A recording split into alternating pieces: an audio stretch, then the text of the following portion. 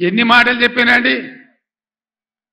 కేసీఆర్ 1,00,000 రుణమాఫీ చేసిండు కదా, ఇక ఉరుకుని ఉరికి ఉరికి ఉరికి 2 లక్షలు తెచ్చుకొని చెప్పిండ్రా.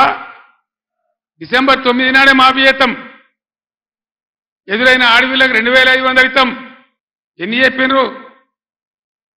ఒక్క మాట అన్న ఖాయం ఉన్నదా? మరి ఏం జరగాలి ఇప్పుడు? ఈ రాష్ట్రం ఇట్లే పోవన్నా? నేను 15 ఏళ్ళు కొట్లాడి సాగు నోట్ల తలకాయ పెట్టి చచ్చేదాకా తెగబడి ఈ రాష్ట్రం సాధించి 10 ఏళ్ళు బ్రహ్మాండంగా అన్ని రకాల ప్రజలను కడుపులో పెట్టుకుని సాదుకున్నాం. రైతు సోదరులను కళ్ళల్లో పెట్టుకొని కాపాడుకున్నాం.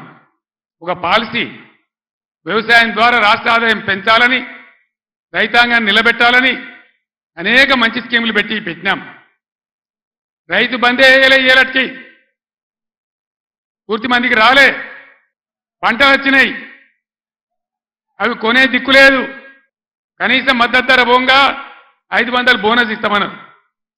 బోనస్ బోగసేనా? బోనస్ వసూలు చేయన్నా?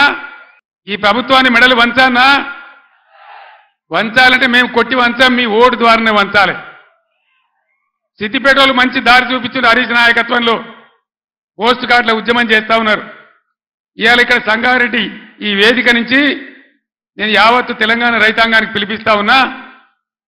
2 లక్షల రుణమాఫీ వెంటనే చేయాలని, ఎండిపోయిన పంటలకు 25,000 నష్టపరిహారం ఇవ్వాలని, ఎకరానికి బోనస్ ఖచ్చితంగా ఇవ్వాలని, వడ్లు వెంటనే కొనుగోలు చేయాలని రాష్ట్ర వ్యాప్తంగా రైతాంగం దయచేసి రేపటి నుంచే పోస్ట్ కార్డు ఉద్యమం మొదలు పెట్టాలని కూడా సిద్దిపేటను మార్గదర్శకంగా తీసుకొని చేయాలని నేను కోరుతా ఉన్నా.